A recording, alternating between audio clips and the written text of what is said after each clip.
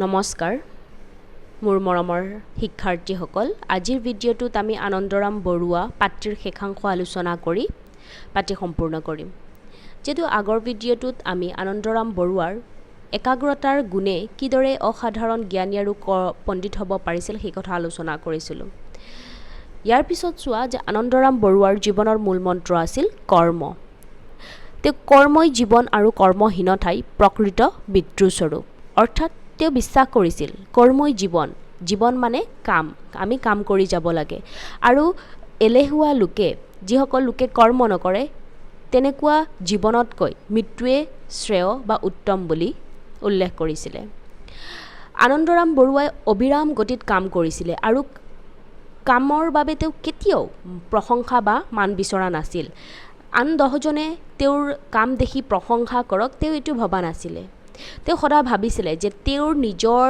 কৰ্মৰ দ্বাৰা 10 জনৰ উপকৃত হওক 10 জনৰ ভাল হওক আৰু ইয়াতে প্ৰকৃত কৰ্মীৰ পৰিচয় পোৱা যায় আমি যদি মহান ব্যক্তিসকল যেনে এপিজে আব্দুল কালাম লাল বাহাদুৰ শাস্ত্ৰী বা ডক্টৰ সৰ্বপল্লী ৰাধাকৃষ্ণ তেনেকুৱা মহান ব্যক্তিসকলক যদি জীৱন আমি চাও তেতিয়া হিয়তৰ জীৱনৰটো মূল মন্ত্ৰ আছিল কৰ্ম কেৱল হিমানতেই নহয় আমাৰ বেদ উপনিষদতো কৰ্মৰ কথা কোৱা হৈছে যে আমি অভিৰাম গতিত কৰ্ম কৰি যাব লাগে বিশ্ববিদ্যালয় শিক্ষা শেষ কৰি চাকৰি জীৱনৰ অতি কম বয়সৰ ভিতৰতে তেওঁ যিমানবিলাক উচ্চ শ্ৰেণীৰ গ্ৰন্থ প্ৰকাশ কৰিছিল দেখিলেই আচৰিত মানিব লাগে আনন্দৰাম বৰুৱাই শিক্ষা সমাপ্ত কৰি চাকৰি জীৱনত ভৰি দি ইমান কম বয়সত যিখিনি গ্ৰন্থাদি ৰচনা কৰিছিল ইতিমধ্যে আমি গ্ৰন্থাদিৰ নাম উল্লেখ কৰিছিলোঁ যে সংস্কৃত গ্ৰন্থৰ উপৰিও অভিধানসমূহ ৰচনা কৰিছিল সেই গ্ৰন্থসমূহ দেখিলে আচৰিত মানিব লাগে যে সংস্কৃত ভাষাৰ নিচিনা কঠিন ভাষাৰে তেওঁ গ্ৰন্থাদি বা অভিধান ৰচনা কৰাটো ধেমালি কথা নহয় প্ৰকাশ হোৱা গ্ৰন্থবোৰৰ বাহিৰেও বহুত গ্ৰন্থ তেওঁ প্ৰণয়ন কৰিবলৈ সংকল্প লৈছে তেওঁ পৰিকল্পনাও কৰিছিল আৰু কেতবোৰ গ্ৰন্থ ৰচনা কৰিবলৈ কিন্তু ইয়াৰ উপৰিও তেওঁৰ কাম আৰু সংকল্প দেখি আন নালাগে জগত বিখ্যাত পণ্ডিত মেক্স মুলাৰৰ দৰে লোকেও বিস্ময় মানিছিল আমাৰ মেক্স মুলাৰ আছিলে জাৰ্মান পণ্ডিত তেওঁ আনন্দৰাম বৰুৱাৰ কৰ্ম আৰু তেওঁৰ সংকল্প দেখি মেক্স মুলাৰৰ দৰে পণ্ডিতেও বিস্ময় অৰ্থাৎ আচৰিত মানিছিল বিস্ময় শব্দৰ অৰ্থ হ'ল আচৰিত মনা কিন্তু তেওঁ অকালতে প্ৰাণ ত্যাগ কৰিব লগা হোৱাত সকলোৰে আশা ভৰসা মাৰ গ'ল কিন্তু অতি দুৰ্ভাগ্যজনক কথা যে আনন্দৰাম বৰুৱা মাত্ৰ 39 বছৰহে জীয়াই আছিলে আৰু এই কম দিনৰ ভিতৰতে তেওঁ যিমানখিনি কৰি থৈ গ'ল নিজৰ দেশৰ কাৰণে অসমীয়াৰ কাৰণে সি সঁচাকৈয়ে শলাগিবলগীয়া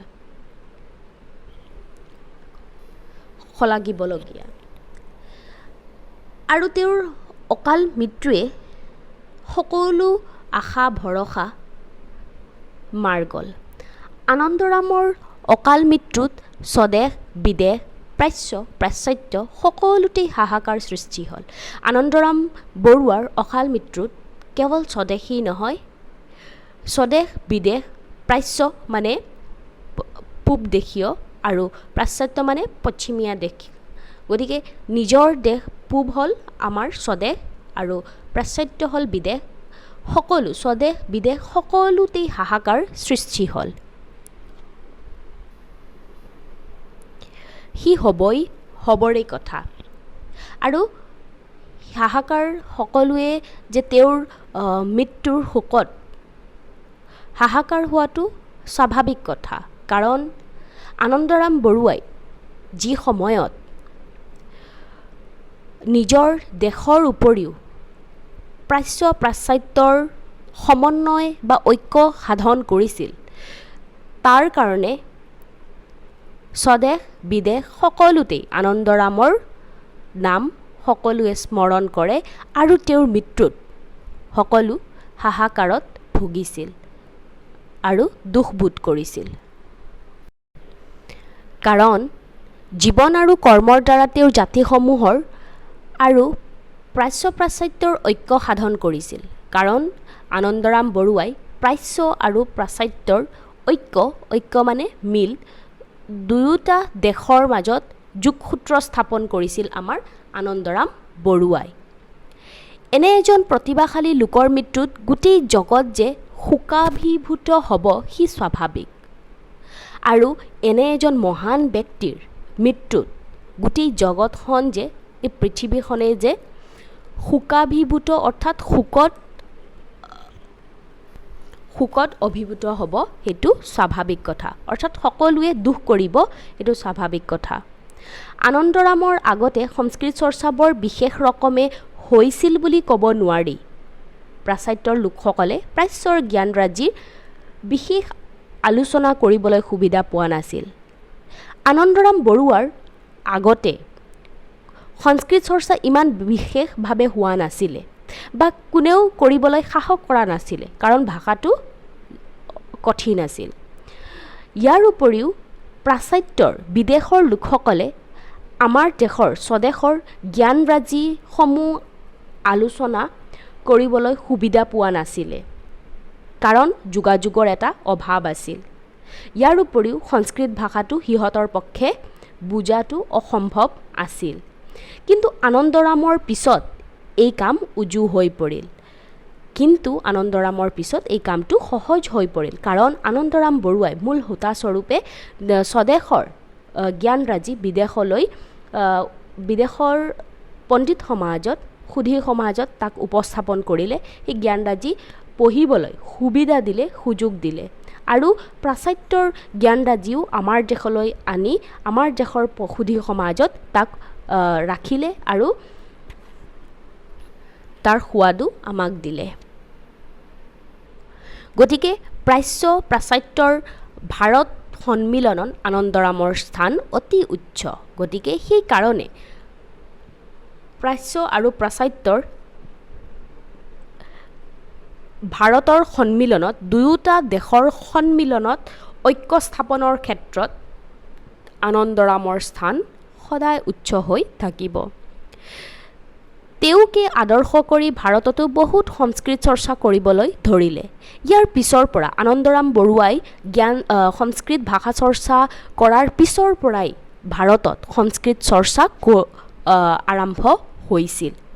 আমাৰ অসমৰ লোকসকলৰ তেওঁ গৌৰৱৰবী। সেইকাৰণে অসমীয়াৰ পক্ষে আনন্দৰাম বৰুৱা সদায় গৌৰৱৰবী, অৰ্থাৎ সূৰ্যৰ দৰে জিলিকি থাকিব, উজ্জ্বল হৈ পোহৰ বিলাই থাকিব। তেওঁৰ অনুসন্ধান স্পৃহা, কৰ্ম আৰু খ্যাতিত বিস্ময়ান্বিত হৈ অসমৰ লোকসকলৰ আত্মস্মৃতি জাগি উঠিল যে আনন্দৰাম বৰুৱাৰ অনুসন্ধান স্পৃহা, জ্ঞান লাভৰ যি স্পৃহা আছিল, অনুসন্ধান মানে বিচৰা, আৰু তাৰ প্ৰতি যি স্পৃহা, যিকোনো বিষয় বা বস্তু জনাৰ প্ৰতি যি স্পৃহা, ইয়াৰ উপৰি কৰ্ম আৰু খ্যাতিত বিস্ময়ান্বিত হৈ অসমৰ লোকসকলৰ আত্মস্মৃতি জাগি উঠিছিল। অসমীয়াই আনন্দৰামক কেতিয়াও পাহৰিব নোৱাৰে, আৰু সেই সকলোবিলাক গুণৰ কাৰণে আনন্দৰাম বৰুৱাক কেৱল অসমীয়াই নহয়, ভাৰত, ইউৰোপ সকলো দেশতেই সুধী সমাজে আনন্দৰাম বৰুৱাক কেতিয়াও পাহৰিব নোৱাৰে। তেওঁ আমাৰ মাজত সদায় ভূতাতৰাৰ দৰে জিলিকি থাকিব। আজিও যিসকল লোকে দেশৰ শক্তি অনুসৰি চৰ্চা আৰু অনুসন্ধান কৰিছে আৰু খ্যাতি লাভ কৰিছে, সেই সকলো প্ৰকৃতপক্ষে আনন্দৰামৰ আদৰ্শত অনুপ্ৰাণিত হৈছে। আৰু বৰ্তমান দেশৰ শক্তি অনুসৰি যিমানবিলাক সংস্কৃত চৰ্চা হৈ আছে বা অনুসন্ধান মানুহে কৰিছে, গৱেষণা কৰিছে, সকলোবিলাক আচলতে আনন্দৰাম বৰুৱাৰ আদৰ্শৰ দ্বাৰা অনুপ্ৰাণিত হৈহে কৰিছে বা কৰি আছে। একাগ্ৰতা আৰু অধ্যাৱসায়ৰ বলত অসমীয়ায়ো জগতৰ জাতিসমূহৰ মাজত উচ্চ আসন দাবী কৰিব পাৰে। সেয়ে কৈছে একাগ্ৰতা, এক মনেৰে আৰু অধ্যাৱসায়ৰ বলত গভীৰ অধ্যয়নে অসমীয়ায়ো জগতৰ জাতিসমূহৰ মাজত নিজৰ স্থান উচ্চ আসনত দাবী কৰিব পাৰে আৰু সেই আত্মবিশ্বাস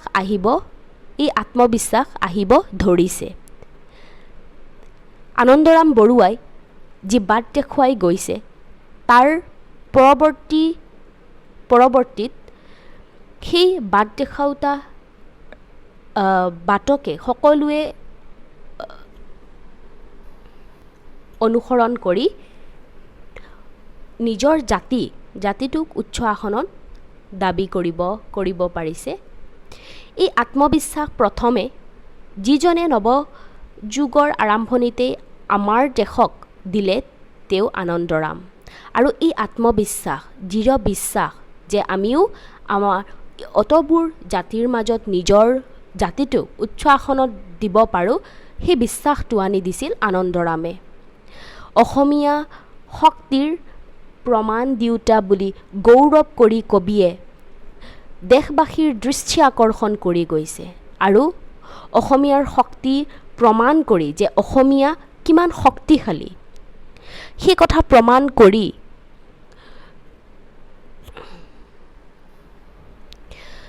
প্ৰমাণ দিওঁতা বুলি গৌৰৱ কৰি কবিয়ে দেশবাসীৰ দৃষ্টি আকৰ্ষণ কৰি এনেদৰে কৈছে। ইয়াত কবি বুলি লক্ষ্মীনাথ বেজবৰুৱাৰ কথা উল্লেখ কৰা হৈছে। তোমালোকৰ ওপৰঞ্চি তথ্যত 41 নং পৃষ্ঠাত উল্লেখ আছে, দ্বিতীয় 6 নম্বৰ পাঠটোত থকা তোমাৰে আনন্দ বৰুৱাই কবিতাৰ শাৰী দুটি লক্ষ্মীনাথ বেজবৰুৱাৰ অসম সংগীত নামৰ কবিতাৰ পৰা তুলি অনা হৈছে। কি যে লক্ষ্মীনাথ বেজবৰুৱাৰ অসম সংগীত নামৰ যিখন কবিতা আছিলে সেই কবিতাৰ পৰা এই উদ্ধৃতি তুলি দিয়া হৈছে। উদ্ধৃতিটো চাই যোৱা যে তোমাৰে আনন্দ বৰুৱাই চোৱা সংস্কৃত সাগৰ মথি ইউৰোপ এছিয়া কিৰীতি ৰাখিলে জগতে কৈছে দাঁতি। যে তোমাৰ আনন্দ বৰুৱা মানে আনন্দৰামে চোৱা সংস্কৃত সাগৰ মথি কৰি ইউৰোপ এছিয়া, কেৱল ইউৰোপতো নহয়, ইউৰোপ এছিয়াত কিৰিলি ৰাখিলে। কিৰীতি মানে খ্যাতি, ৰাখিলে অৰ্থাৎ সেই সন্মান খ্যাতি ৰাখিলে জগতে কৈছে দাঁতি। গোটেই বিশ্ব ব্ৰহ্মাণ্ডই এই কথাটো দৃঢ়ভাৱে কৈছে যে আনন্দৰাম বৰুৱাই সংস্কৃতৰ সাগৰ মথি কৰি ইউৰোপ এছিয়া সকলোতে খ্যাতি অৰ্জন কৰিব পাৰিছে, নাম অৰ্জন কৰিব পাৰিছে। আনন্দৰামৰ মহৎ আদৰ্শৰ কথা আলোচনা কৰি তেওঁৰ স্মৃতি মন্দিৰ স্থাপন কৰি তেওঁৰ স্মৃতিত গ্ৰন্থাদি কৰি অনুসন্ধান সমিতি আদিৰ সূত্ৰপাত কৰি আমি নিজকে উন্নতিৰ পথত পৰিচালিত কৰিব পাৰোঁ আৰু মহৎ আদৰ্শৰ প্ৰতি শ্ৰদ্ধা দেখুৱাই আমাৰ নিজ মনোবৃত্তি আৰু শিক্ষা সাধনৰ পৰিচয় দিব পাৰোঁ। আৰু সেইকাৰণে লেখকে অৱশেষত আনন্দৰাম বৰুৱাৰ মহৎ কামসমূহ, মহৎ দানসমূহ বা তেওঁৰ যি ব্যক্তিত্ব আছিল সেই ব্যক্তিত্বক আমি আদৰ্শ হিচাপে লৈ তেওঁৰ স্মৃতি মন্দিৰ স্থাপন কৰি তেওঁৰ স্মৃতিত গ্ৰন্থাদি বিভিন্ন ধৰণৰ তেওঁৰ জীৱনৰ ওপৰত গ্ৰন্থাদি ৰচনা কৰি অনুসন্ধান সমিতি আদিৰ সূত্ৰপাত কৰি আমি নিজেই উন্নতিৰ পথত আগুৱাই যাব পাৰিম আৰু মহৎ আদৰ্শৰ প্ৰতি শ্ৰদ্ধা দেখুৱাই যিমান মহৎ আদৰ্শ আছে সেই মহৎ আদৰ্শৰ প্ৰতি আমি শ্ৰদ্ধা দেখুৱাই আমাৰ নিজ মনোবৃত্তি অৰ্থাৎ আমাৰ কল্পনা শক্তি, ইচ্ছা আকাংক্ষাৰ উপৰিও শিক্ষা সাধনৰ পৰিচয় দিব পাৰোঁ। এই সকলোবিলাকৰ লগত আমি নিজৰ ইচ্ছা, নিজৰ কল্পনা শক্তি আৰু শিক্ষা সাধনৰ পৰিচয় দিব পাৰোঁ যদি আমি আনন্দৰামৰ জীৱন বা তেওঁৰ কাৰ্যাৱলীসমূহ আদৰ্শ হিচাপে লৈ জীৱনটো আগবাঢ়ি যাওঁ। এইখিনি আছিলে আনন্দৰাম বৰুৱা পাত্ৰীৰ মূল বিষয়বস্তু। আশা কৰোঁ ছাত্ৰসকল তোমালোকে ভালকৈ বুজি পাইছা আৰু যদি নুবুজাৰ কিবা থাকে তেন্তে আমি পুনৰবাৰ লাইভ ক্লাছত সেইখিনি আলোচনা কৰিম। গতিকে আজিলৈ ইমানতে, ধন্যবাদ।